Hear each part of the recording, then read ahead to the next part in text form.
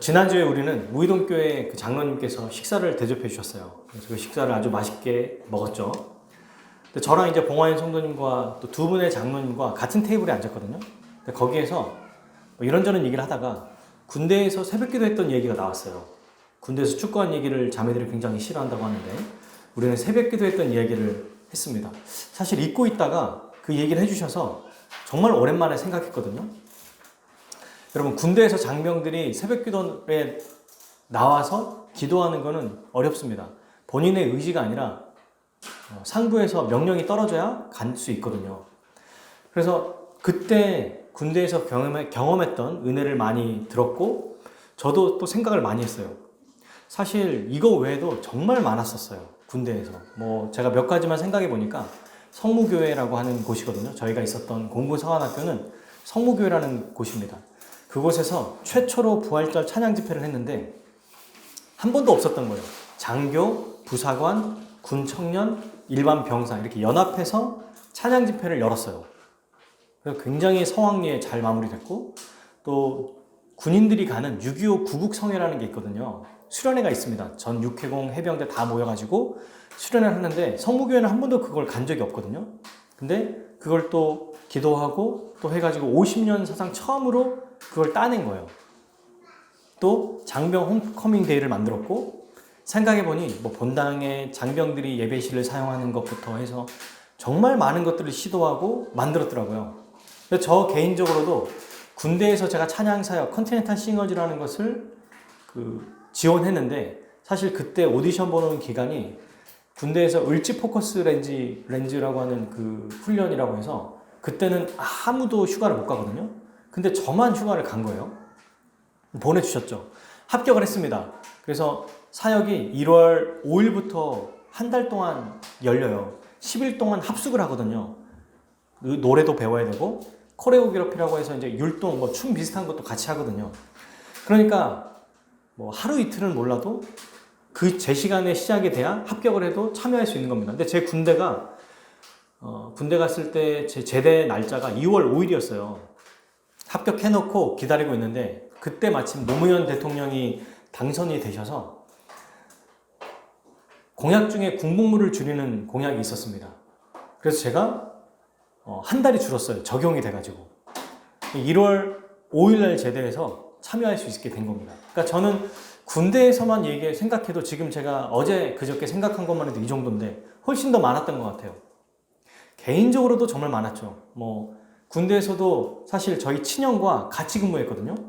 그건 사실 불가능한 일입니다. 백이 있는 것도 아니고 공군은 시험 봐서 들어가는데 시험을 잘 본다고 해도 TO가 없으면 못 들어가요.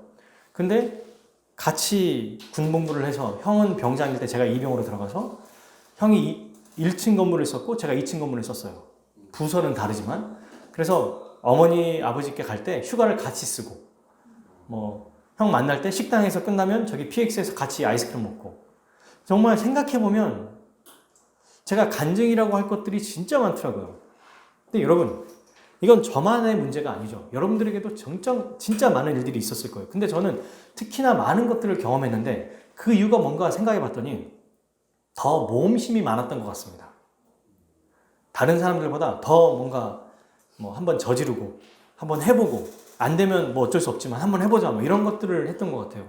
이거는 제가 모험심이 많아서 하기보다 제가 더 많이 하나님을 의지하고 주님 앞에 나아갔을 때 주님께서 그걸 보시고 은혜를 주셨던 것 같아요. 여러분들도 마찬가지죠? 이런 경험들이 있을 거예요, 다들. 근데 지금은 말씀을 더 알고 십자가 은혜를 알기 때문에 우리가 막 경험하고 체험하는 것들을 그렇게 중요하게 여기진 않습니다. 하지만 생각해보니까 나이가 좀 더 늘어나고 가족이 생기고 부양할 아이들이 생기고 세상에 적응하며 살아가면서 저도 모르게 믿음으로 살아가는 이 체험과 경험의 삶이 약화된 것 같더라고요. 여러분들도 어떻게 생각할지 모르겠어요. 오늘 말씀은 그동안 어떻게 우리가 하나님의 놀라운 은혜를 체험할 수 있었는지 그리고 과거가 아니라 앞으로 그리고 이후에도 그 하나님의 놀라운 은혜가 어떻게 부어질 수 있는지를 알려주는 본문이에요. 오늘 내용이. 그래서 여러분 오늘 말씀을 통해서 이러한 은혜의 경험들이 다시 회복되고 시작되는 놀라운 역사가 나타나기를 기대해 봅니다. 아멘. 자, 요한복음은 첫 시작점 1장 1절부터 18절까지가 서두라고 해서 아주 중요한 대목이거든요. 오늘은 1장 1절에서 5절까지만 봅니다. 근데 1장 1절에서 5절도 예수님에 대한 설명이거든요. 자, 먼저 이 1절에서 5절까지의 문단 한번 나눠보면 1절부터 2절까지 예수님의 존재에 대한 설명이에요. 그분의 정체성. 그 다음 3절에서 5절까지는 예수님의 사역을 설명하는 겁니다. 그러니까 오늘 보는 본문은 두 가지인 거죠. 예수님이 어떤 분이시고 어떤 일을 행하셨는가. 그분의 존재와 사역. 이거에 대한 이야기입니다. 자, 1절 한번 읽어봅시다. 시작. 태초에 말씀이 계시니라. 이 말씀이 하나님과 함께 계셨으니 이 말씀은 곧 하나님이시니라. 네, 아멘. 첫 줄, 태초에 말씀이 계시니라. 여러분, 이 첫 줄을 읽으면 바로 어떤 성경 구절이 떠오르나요? 맞습니다. 창세기 1장 1절이 떠올라요. 태초에 하나님이 천지를 창조하시니라. 자, 요한복음을 두고 창세기를 한번 펴볼까요? 실제로.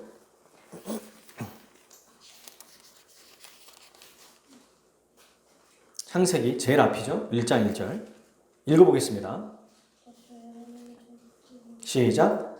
태초에 하나님이 천지를 창조하시니라. 아멘. 성경 전체에서 태초라는 말, 창세기 1장 1절과 요한복음 1장 1절이 전부예요. 처음과 끝이라고 하는 뭐 그런 대목도 나오긴 하지만 태초라는 표현이 여기에 나오죠. 태초는 아르케라고 해서 기원과 시작을 뜻하는 헬라어 단어거든요.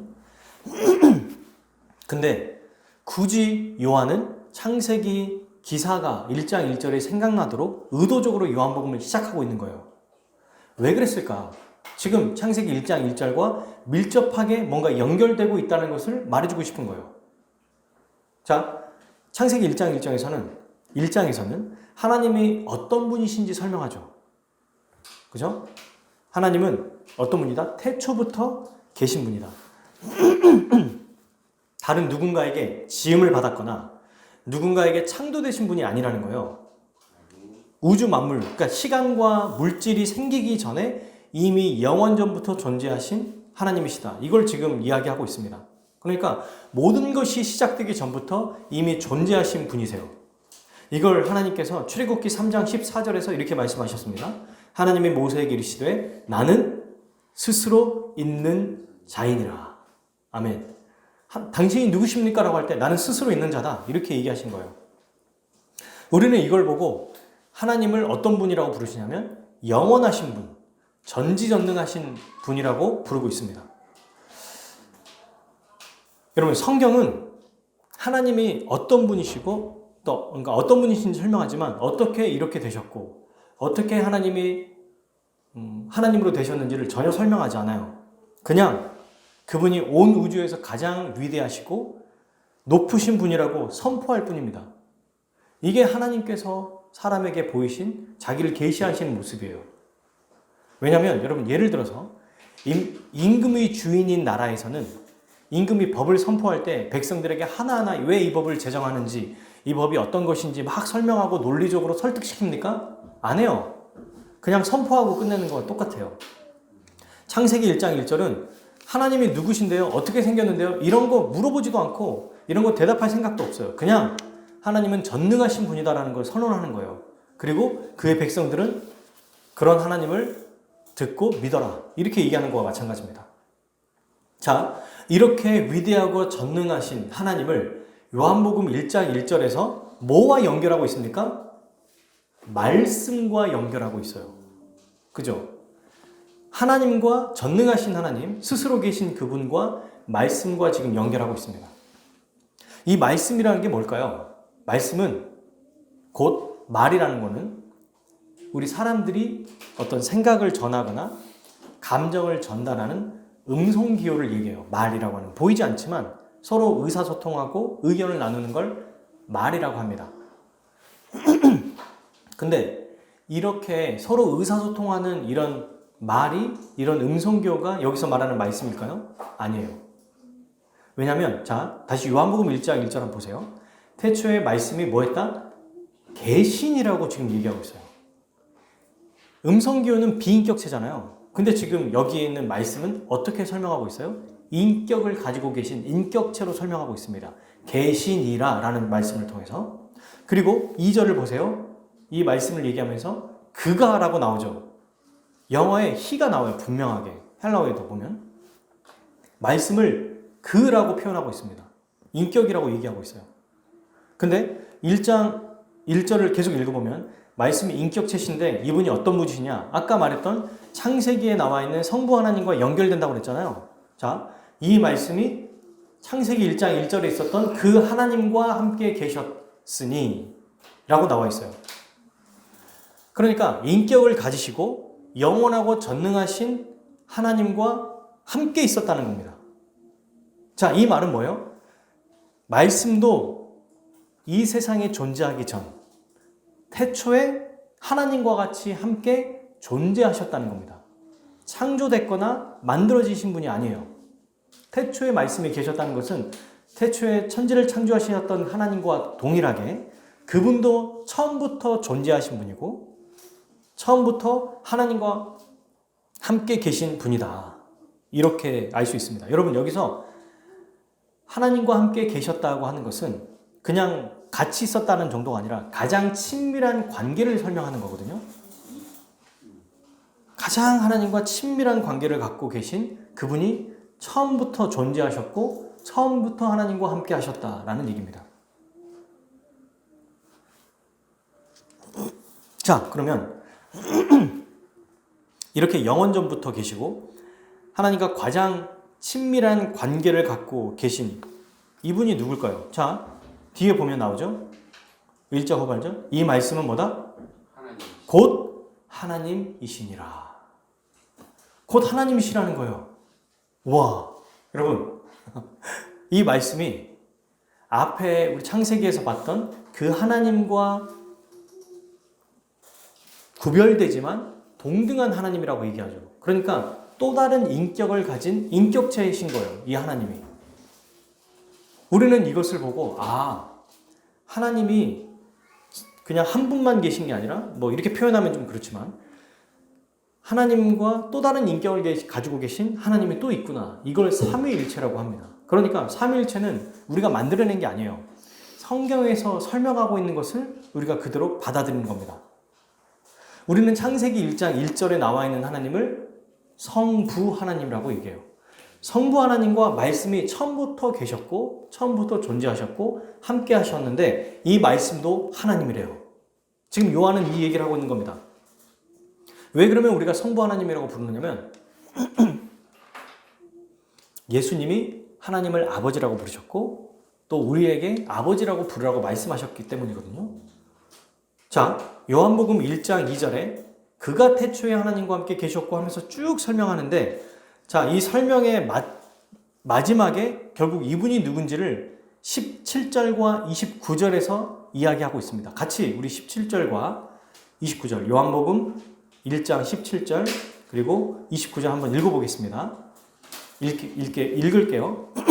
17절 율법은 모세로 말미암아 주어진 것이요 은혜와 진리는 예수 그리스도로 말미암아 온 것이니라. 아멘. 29절 1장 29절 이튿날 요한이 예수께서 자기에게 나오심을 보고 이르되 보라 세상죄를 지고 가는 하나님의 어린 양이로다. 아멘. 이 말씀이 누구냐면 바로 하나님의 어린 양 예수 그리스도이십니다. 이 표현은 여러분 그대로 요한계시록에 또 나와요. 요한이 쓰고 있는 이 표현들 하나님의 어린 양, 죽임당하신 어린 양 이런 표현들이 예수님에 대한 이야기입니다. 그리고 그분이 바로 하나님과 함께 처음부터 존재하셨던 분이다.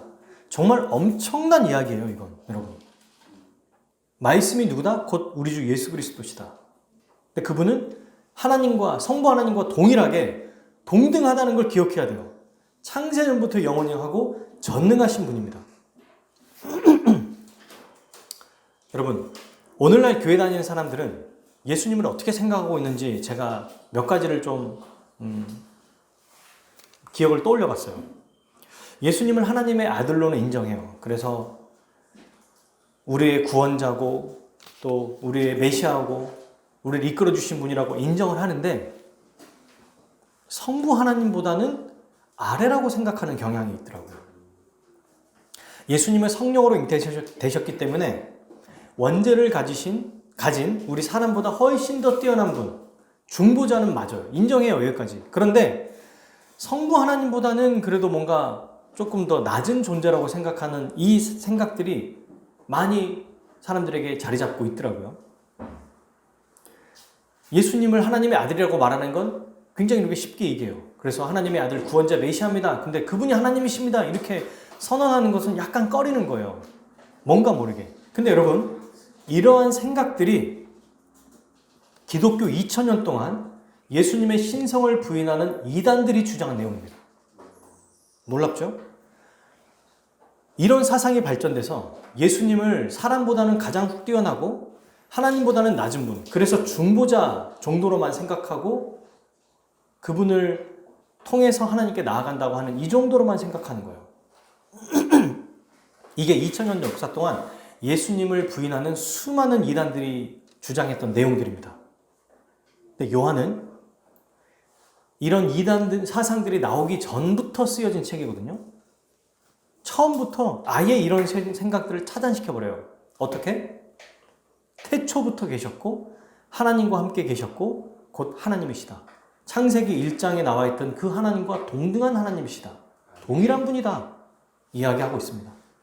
사랑하는 여러분, 우리도 요한이 말해준 대로, 알려준 대로 예수님에 대해서 바르게 알아야 되죠.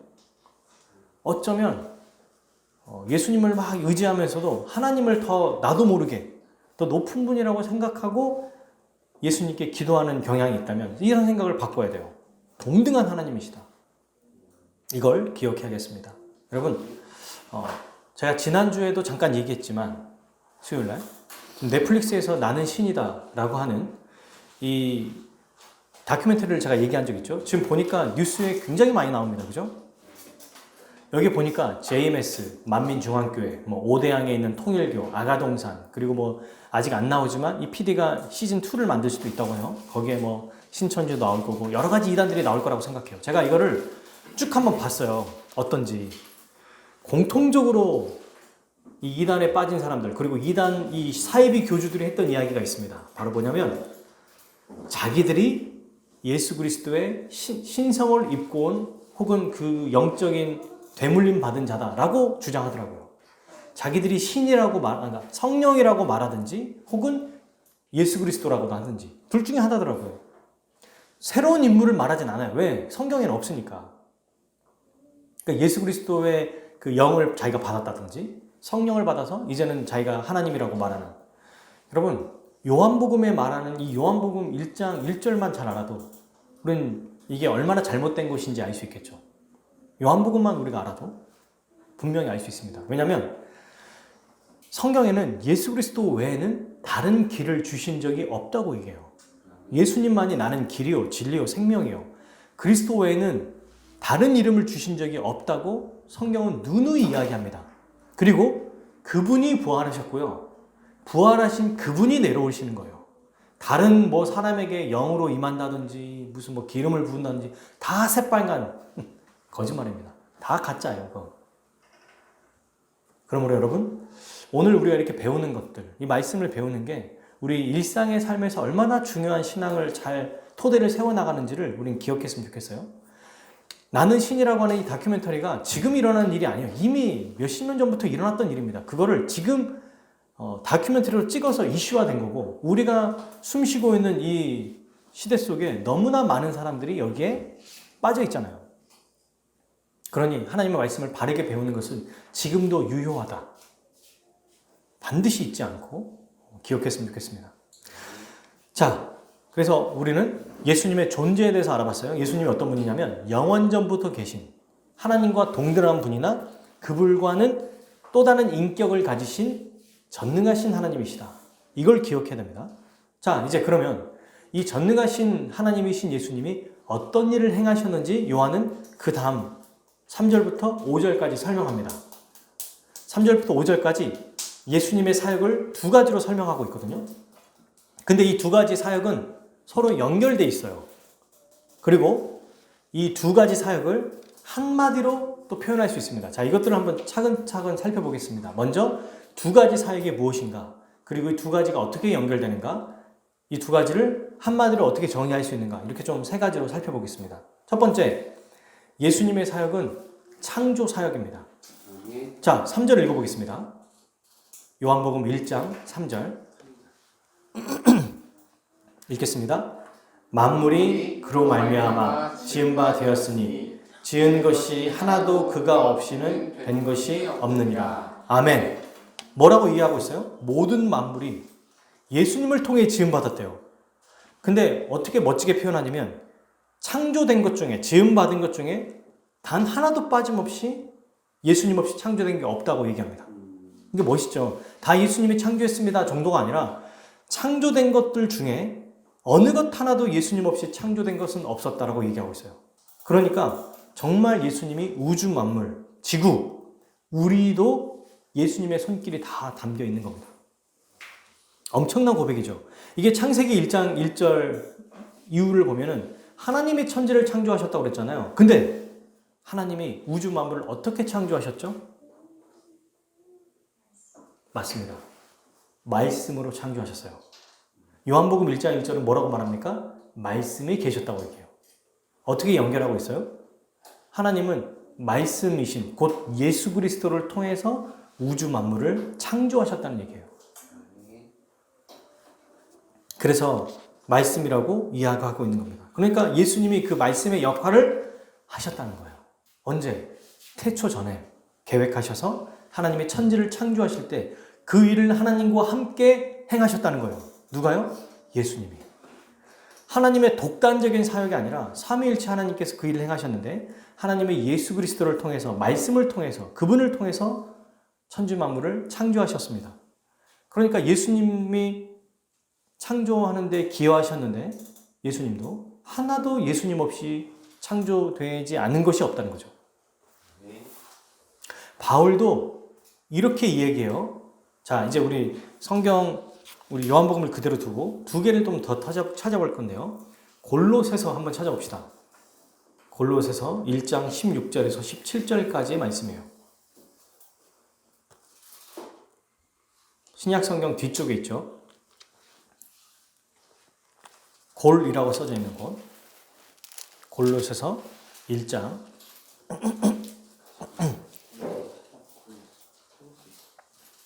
16절에서 17절까지 같이 우리 읽어보겠습니다. 바울이 어떻게 설명하고 있는지 1장 16절, 17절 같이 읽겠습니다. 시작. 만물이 그에게서 창조되되 하늘과 땅에서 보이는 것들과 보이지 않는 것들과 모든 왕권들이나 주권들이나 통치자들이나 권세들이나 만물이 다 그로 말미암고 그를 위하여 창조되었고 또한 그가 만물보다 먼저 계시고 만물이 그 안에 함께 섰느니라. 아멘. 바울도 똑같이 얘기하죠. 이걸 쉬운 성경에 제가 번역을 보니까 이렇게 돼 있어요.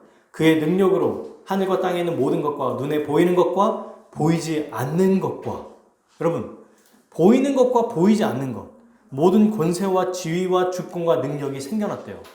그의 능력으로, 예수님을 통해서. 이 모든 것이 그리스도에 의해 창조되었으며 그리스도를 위해 창조되었습니다. 그리스도는 모든 것이 생기기 전에 이미 계셨으며 이 세상 모든 만물이 그분에 의해 유지되고 있습니다. 똑같이 설명하죠, 지금 요한과.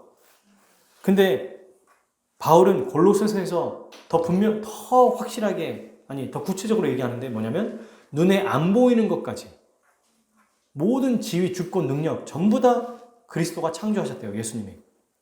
근데 이게 창조된 목적이 뭐냐면 그리스도를 위해 창조된 거라고 얘기하고 있습니다.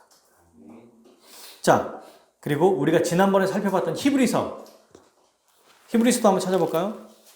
우리 신약성경 353페이지 히브리서 1장 2절 말씀. 자, 1장 2절 같이 한번 읽겠습니다. 히브리서 1장 2절 시작. 이 모든 날 마지막에는 아들을 통하여 우리에게 말씀하셨으니 이 아들을 만유의 상속자로 세우시고 또 그로 말미암아 모든 세계를 지으셨느니라. 아멘. 아멘. 여러분 그죠? 똑같죠? 히브리서 기자도 아들을 통해서 이제 말씀하시기 시작했는데 이 아들을 통해서 아들을 만유의 상속자로 세우셨고 그분을 통해서 모든 세계를 지으셨다고 얘기합니다. 이처럼 여러분 모든 만물과 우리 사람 보이는 것 보이지 않는 것 전부 다 하나님이 우리 주 예수 그리스도를 통해서 창조하셨어요. 그래서 예수님은 첫 번째로 창조 사역을 행하시는 분이다. 이걸 우리가 기억했으면 좋겠습니다. 자, 두 번째로 어떤 일을 행하셨는가? 자, 다시 요한복음 우리 142페이지 3페이지에 나와 있는 4절과 5절 말씀을 함께 읽어보겠습니다. 요한복음 1장 4절 5절 같이 읽을게요. 시작. 그 안에 생명이 있었으니 이 생명은 사람들의 빛이라. 빛이 어둠에 빛이 돼 어둠이 깨닫지 못하더라. 아멘. 여기 보니까 생명과 빛이라는 말이 굉장히 많이 나와요. 앞으로 생명과 빛은 요한복음뿐만 아니라 요한서신 곳곳에 계속 나올 겁니다. 요한은 생명과 빛을 예수님의 시그니처로 사용해요. 예수님의 서명같이. 그러니까 예수님의 거의 상징처럼 사용합니다. 자, 생명과 빛이 뭐예요? 이걸 한마디로 얘기하면 구원이죠, 구원. 생명을 주는 것. 빛을 비춰서 생명을 얻게 하는 것. 구원 사역이다. 그래서 예수님의 두 번째 사역은 바로 구원 사역입니다. 왜냐하면 예수님 자체가 빛이시고 그 빛 안에 생명이 있다고 얘기하고 있어요. 4절. 그 안에 생명이 있었으니 이 그가 누구예요? 예수 그리스도 얘기하죠. 2절에는 말하는 그가 4절에 말하는 그와 똑같아요. 근데 이 생명은 사람들의 빛이다. 왜? 그분만이 빛이기 때문에 그분 안에 생명이 있다는 거예요. 하지만 이 빛은 예수님 스스로를 위해 존재하면서도 사람들에게 비추기 위해 또 존재한다고 얘기합니다. 자, 그런데 이 사람들의 빛이라고 말했는데 빛이 어둠에 비쳤어요. 근데 어둠은 깨닫지 못한다고 얘기합니다. 여기서 말하는 어둠이 뭘까요? 오, 그렇지. 죄와 또 사망에 갇혀있는 죄인들, 그리고 죄를 짓게 하는 사탄의 모든 세력들을 통틀어서 얘기하는 거예요. 이런 자들에게 어둠, 빛을 비추는데 어떤 일이 벌어집니까? 어둠이 깨닫지 못한다고 얘기합니다. 깨닫지 못한다는 것은 굉장히 쉬운 이야기예요. 여기에 나와 있는 거는 실제로 영적인 무지가 있어서 빛을 봐도 깨닫지 못한, 이해하지 못한다는 뜻이 있고요. 또한 여러분 제 성경에는 이라고 해가지고 또 다른 해석이 다 있어요. 여러분도 아마 그런 성경이 있을 겁니다. 각주로 돼 있어서 이기지 못하더라 라는 뜻도 있습니다. 어둠의 세력이 빛이신 예수님의 그 세력을 이기지 못한다는 뜻이에요. 두 가지가 다 있습니다. 그래서 이렇게 얘기할 수 있는 거죠. 예수님은 죄에 빠진 자들에게 계속 자신의 빛을 비추고 계시지만 어둠의 세력들, 죄인과 사탄의 세력은 그것을 이해하거나 알아보지 못하고 있다라는 거. 또 이렇게 해석할 수 있어요. 예수님이 빛을 죄인들에게 비추고 계시기 때문에 이 어둠에 있는 자들이, 어둠의 세력들이 예수님을 결코 이길 수 없다. 이 두 가지 의미가 다 담겨 있어요. 그래서 어떻게 해석하든 상관이 없습니다. 자, 그런데 계속해서 우리가 이것을 보면, 그래서 예수님은 자기가 빛이고 생명이기 때문에 이것을 통해서 구원 사역을 행하시잖아요. 이렇게 이제 사람들에게 생명을 주고 빛을 비춰서 구원을 하십니다. 이 지금 두 가지 3절, 4절, 5절에서 예수님의 두 가지 사역을 살펴봤어요. 창조하시는 사역, 구원하시는 사역. 근데 이 두 가지는 연결되어 있습니다. 왜 창조하셨을까요? 그들에게 생명을 주기 위해서, 결국 구원하시기 위해 창조하신 거예요. 그게 3, 4, 5절과 5절의 이야기입니다. 이걸 연결할 수 있는 거죠. 자, 그런데 저는 이제 예수님이 구원 사역을 행하셨구나 라고 하는 것으로 그치고 싶지 않아요. 이 두 가지 창조와 구원 사역을 묶어서 하나로 이야기할 수 있거든요. 그걸 뭐라고 하냐면 새 창조를 행하신다고 말할 수 있습니다. 새 창조. 여러분, 창세기 1장과 요한복음 1장은 지금 같이 태초에 예수님이 계셨다. 예수님이 하나님의 사역에 동참하셨다. 예수님을 통해서 만물이 다 창조되었다. 이런 얘기를 하고 있잖아요. 근데 아주 분명한 차이점이 하나 있어요. 그게 뭐냐면 창세기 1장에 나와 있는 예수님의 이 첫 창조 사역에서는 과거로 끝납니다. 그죠? 하나님의 빛이 있으라고 할 때 그 예수님이 빛이라고 했잖아요. 그러니까 예수님이 빛으로 모든 만물을 창조하셨어요. 말씀이신 그분이. 그런데 이제 그때는 과거입니다.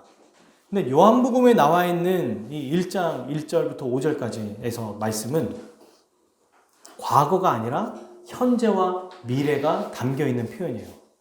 그게 어디 있느냐? 바로 5절입니다. 5절에 빛이 어둠에 빛이 되라는 표현, 빛이 되를 한번 체크해 주세요. 이 빛이 되라는 단어가 현재형으로 되어 있어요. 헬라어에.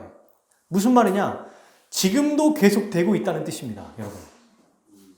그러니까 예수님이 첫 창조 때 창조하시고 구원하셨던 것뿐만 아니라 지금도 현재도 미래에도 여전히 창조와 구원 역사를 행하신다는 거예요. 그 단어가 5절에 빛이 되라는 단어예요. 너무 멋지지 않습니까? 이게 바로 창세기 1장과 요한복음 1장의 아주 궁극적인 차이예요. 비슷한 것 같지만 더 발전되고 또 어떤 모습으로 나타나요? 현재와 미래까지 포함하는 내용입니다. 요한복음은. 그러니 우리에게 소망이 있는 거죠. 예수님이 이렇게 창조하셨다라고 하는 역사적인 사실로 끝나는 게 아니고 지금도 말씀이신 그분은 역사하신다는 거예요.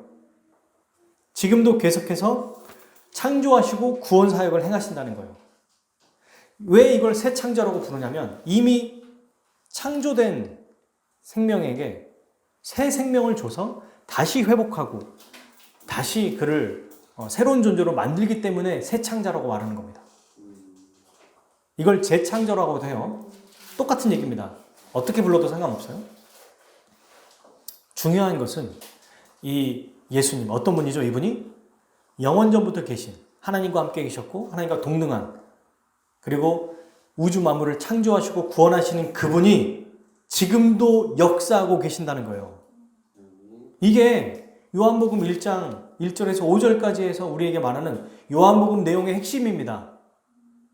지금도 예수 그리스도를 빛과 생명으로 의지하고 그분의 비침을 받아서 그분을 의지하고 나가는 자에게 주님이 새로운 일을 행하신다는 거예요. 계속해서 그 일을 행하신다는 겁니다. 자, 그러면 끝으로 예수님이 어떻게 지금도 새 창조를 행하실까요?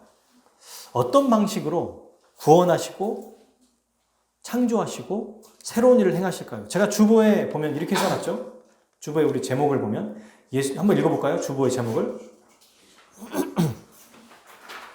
주보의 제목 읽겠습니다. 시작. 예수님은 지금도 말씀으로 새로운 일을 행하시는 하나님이십니다. 네, 어떻게 새 창조를 행하시죠? 말씀을 통해서. 여러분, 이거는 천지 창조를 하셨던 그 방식 그대로 행하시는 거예요. 새로운 방식이 아닙니다. 하나님께서 이 세상을 창조하고 생명을 주셨던 그 방식 그대로 지금도 성경 말씀을 통해서 창조하시고 구원하시고 새 창조를 하시고 재창조하시고 새로운 일을 행하신다는 거예요. 누구에게? 그의 빛을 받은 자에게, 새 생명을 받은 자에게. 정말 어마어마한 일입니다. 여러분, 저는 이 말씀을 보면서 너무 많이 기대가 됐어요. 그래서 제가 아까 설명했던 거 있죠? 제가 군복무 때 정말 많은 은혜의 경험을 말씀드린 것. 그 사건이 지금도 계속 된다는 겁니다. 생명이신 그분을 의지하고 그분께 나아가고 그분께 결단하고 믿음으로 우리가 도전할 때 우리 하나님께서 역사하신다는 거예요. 그래서 여러분, 이 믿음을 가지고 우리 개인의 삶에, 우리 자녀들에게, 우리 가족들에게 그리고 우리 교회에게 주님의 역사가 나타나기를 기대합시다. 정말요. 우리 개인의 어려운 문제가 있잖아요. 아직 해결되지 않은 어려움도 있어요. 자녀들의 어려움, 가족의 어려움. 여러분, 이걸 빛과 생명이신 그리스도 앞에 나아가면 부정적이었던 생각이 긍정적으로 바뀝니다. 왜? 이건 우리의 노력이 아니라 우리의 능력이 아니거든요. 빛과 생명이고 재창조하고 새 창조를 지금도 행하시는 예수 그리스도 때문에 이것이 가능하다는 겁니다. 이 문제를 가지고 나아갈 때 주님이 다 해결해 주실 거예요. 근데 이 해결의 목적이 뭐예요? 해결해서 뭐 하려고? 내가 그래서 더 좋은 사람이 되고 더 복을 누리기 위해서 행복하게 살려고. 아니요. 그게 우리의 목적이 아닙니다. 우리의 어려운 문제, 자녀의 문제, 가족의 문제, 교회의 문제, 이 모든 것들이 해결되기 위한 목적은 바로 우리 하나님 아버지의 뜻과 그 영광이 회복되는 것, 그의 영광을 위해 살아가기 위한 겁니다. 그죠? 이렇게 살아가려고 할 때 주님이 가만히 계시겠냐는 거예요. 역사하실 수밖에 없지 않겠습니까? 우리 교회도 저는 이 요한복음 1장 1절에서 5절까지의 말씀을 가지고 투영해 봤습니다. 우리 교회의 부흥과 성장도 규모와 사람의 수도 우리 주님께서 우리가 정말 하나님의 영광을 위해 살아가고 믿음으로 도전하고 진행해 나갈 때 저는 채워주시고 이끌어주시고 은혜 베풀어 줄 거라 믿습니다. 그동안 우리가 해왔던 것들을 기억해 보세요. 우리가 받았던 경험들, 어쩌면 우리가 그동안 지속적으로 믿음으로 구하지 못했거나 응답해 주실 만큼의 시도를 하지 않았기 때문도 있어요. 왜 우리는 여전히 이럴까요? 왜 여전히 이런 일들이 있죠? 왜 뭔가 정체되는 것 같죠? 어쩌면 제가 생각해보니 저의 경우에는 이대로도 괜찮다고 생각하면서 해주시면 좋다, 이 정도로 생각한 건 아닌가. 기도한다고 하지만 큰 기대 없이 지금이 괜찮은 정도로 이러면 무슨 역사가 나타나겠습니까? 사랑하는 여러분. 제가 어떤 목사님이 하셨던 이야기를 좀 말씀드려 볼게요. 유명하신 분인데 저도 존경하는 분이고요.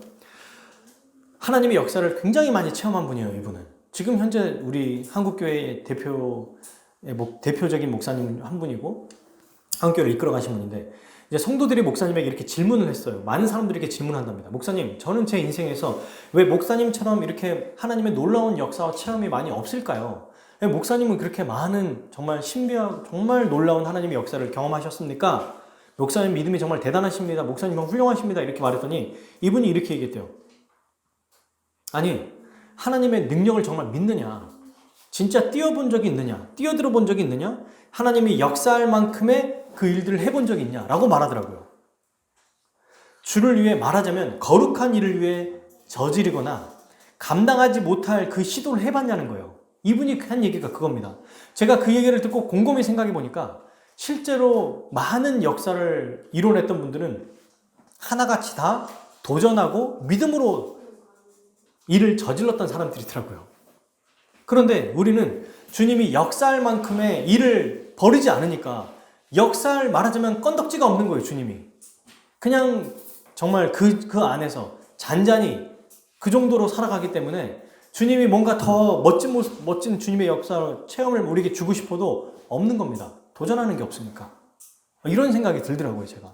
그래서 지난주에 같이 식사하면서 군대에 있었던 이야기, 제가 또 정말 하나님의 놀라운 은혜를 체험했던 이야기, 이런 것들을 생각해 보면은 다 하나님의 영광을 위해 포커스가 맞춰지고 뭐든지 해보려고 했던 것 같다는 그때 그 생각이 떠오르더라고요.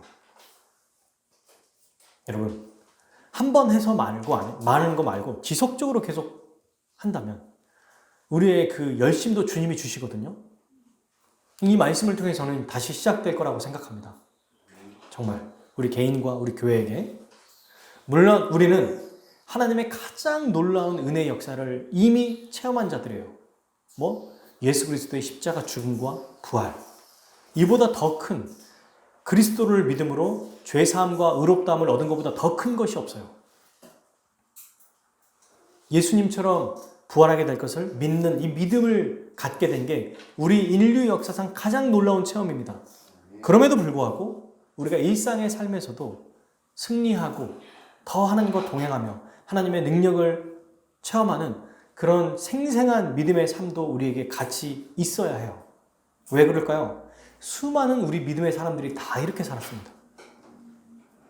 수만 번의 기도 응답을 받은 조지 뮬러라는 분, 그리고 정말 놀라운 대부흥을 경험한 조나단 에드워즈, 청교도 신자들, 각국의 수많은 선교사들, 우리 주위에 있는 정말 믿음으로 사는 훌륭한 성도들, 여러분 전부 다 말씀을 가지고 기도한 기도의 사람들이었어요. 말씀을 가지고 소망하고 기대했던 사람들이었어요. 저는 이런 일들이 진심으로 우리에게도 있었으면 좋겠습니다. 일어날 것을 기대합니다. 말씀을 듣을 때 꿈을 꾸는 거예요. 이제 그냥 이 정도도 좋습니다. 이 정도로 말는 게 아니라 꿈을 계속 꾸는 겁니다. 예를 들면 우리 교회에서 제가 얘기했잖아요. 우리 아이들만 생각해도 아이들이 더 많아지고 여기에 선생님들이 몇 명이 붙고 제가 아이들을 가르치는 게 아니라 또 지도할 수 있는 또 다른 교육자들 몇 명이 생기고 이런 것들을 실제로 구체적으로 꿈꾸는 겁니다. 생각하고 기대하고 소망하는 것. 청년들도 청년부 예배가 있고 또 청년부 교육자가 있고 이 청년들이 정말 열심히 서로를 위해 살아가는 이런 삶. 우리 장년들도 같은 또래나 정말 우리 교회에 핵심 멤버들, 코어 멤버, 우리와 같은 이 멤버들이 더 부어주셔서 우리 주님이 함께 정말 교회를 든든하게 세워가는 것. 이것들을 꿈꾸는 거예요. 목적이 뭡니까? 우리가 큰 교회 세워서 자랑하려고? 아니요. 하나님의 영광을 위해서. 우리 하나님의 놀라운 복과 은혜를 교회를 통해서 누리기 위해서. 그걸 위해서 정말로 우리가 진지하게 기도하고 도전한다면 지금도 새 창조를 행하신 우리 그리스도께서 가만히 계실 리가 없다고 생각해요. 가만히 계시지 않을 겁니다. 왜? 그분은 지금도 살아계시고 하늘 보좌에서 지금도 역사하시는 전능하신 하나님이시기 때문이에요.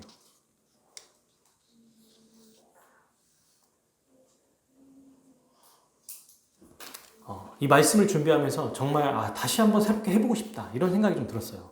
우리 개인의 삶과 우리 교회가 그냥 정체되어 있고 도태되어 있고 그냥 그런 삶이 아니고 이대로도 좋습니다 정도가 아니라 정말 우리 믿음의 선배들과 같이 이번부터 진짜 기대해 봅시다. 정말 소망해 보고. 그래서 여러분 제가 꿈꾸는 게 뭐냐면 우리 매주 나눔할 때 우리 이전에도 경험한 적 있잖아요. 생생한 간증과 은혜가 넘쳤으면 좋겠어요. 이번 주에 이런 은혜가 있었어요. 이런 놀라운 은혜가 있었습니다. 그리고 저와 같은 동기 목회자 중에 이 기도 훈련을 한 달 동안 하면서 그들이 어느 정도까지였냐면 자기 가족과 성도 청년 한 명이 딱 남았던 적까지 간 적이 있어요. 근데 그 청년도 흔들리고 있었던 그 상황에서 기도하면서 어떻게 기도했냐면 하나님, 정말 하나님께서 원하신다면 이 교회를 세워주셨으니 우리 교회에 정말 좋은 핵심 멤버가 오게 해주십시오. 왜냐하면 이 약한 자들이 있으면 우리가 이들을 잘 품을 수가 없습니다. 그래서 교회 성도들이 있었다가 거기는 너무 힘들게 해서 결국에는 다 빠져나가고 한 명만 남게 된 거예요. 얼마나 참 마음이 그랬을지 저는 뭐 상상도 하기 어렵죠. 우리도 경험해 본 적이 있지만. 근데 그렇게 기도하고 몇 달이 안 돼서 두 가정이 왔습니다. 청년이 오고. 이게 얼마 안 된 일이에요. 불과 작년 후반 올해 일어난 일입니다. 그걸 보면서 저도 도전이 되더라고요. 진짜 그렇다. 우리가 그렇게 믿고 기도한 본 적이 있는가? 강구한 적이 있는가? 그렇게 정말 매달린 적이 있는가? 그리고 우리 하나님께서 역사하실 만큼의 그 놀라운 은혜를 소망한 적이 있는가? 이런 생각이 좀 들었습니다. 말씀을 맺겠습니다. 사랑하는 여러분, 우리 주 예수님은 말씀이시고 영원전부터 계신 전능하신 하나님이세요.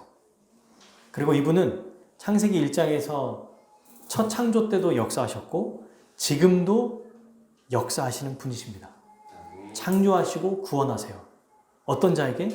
자기를 의탁하고 빛이신 예수님께 나아가는 자에게, 그분을 의지하는 자에게, 그의 영광을 위해 살아가려고 하는 자들에게 계속해서 역사를 이루어 주십니다. 그러므로 우리는 이 말씀을 의지하고 말씀을 토대로 꿈을 꿨으면 좋겠습니다. 우리 개인의 삶을 부정적으로 그냥 그렇게 그저 그런 거 말고 진짜 놀라운 큰 꿈을 한번 꿨으면 좋겠어요. 우리에게 맞는 우리 믿음의 분량대로. 그리고 이 믿음의 분량이 작다면 더 성장했으면 좋겠어요. 그래서 정말 믿음의 몸을 했으면 좋겠습니다. 그때 우리 개인의 삶에서 우리 교회를 통해서 하나님의 놀라운 역사를 경험하고 체험하는, 그래서 하나님의 영광을 더 높이 드러내고 더 하나님의 뜻을 이루어내는 우리 개인과 우리 교회의 삶이 되었으면 좋겠습니다. 이 꿈을 가집시다. 주님은 지금도 역사하신다는 것 잊지 말고 정말 생동감 있는 예수 그리스도의 십자가와 그 부활의 그 교리가 우리에게 탄탄하게 있으면서도 이 은혜의 교리를 통하여 날마다 더 하나님의 역사가 나타나는 그런 생생한 우리 믿음의 사람들 되기를 주님의 이름으로 축복합니다. 아멘. 우리 함께 찬양하고 기도하겠습니다.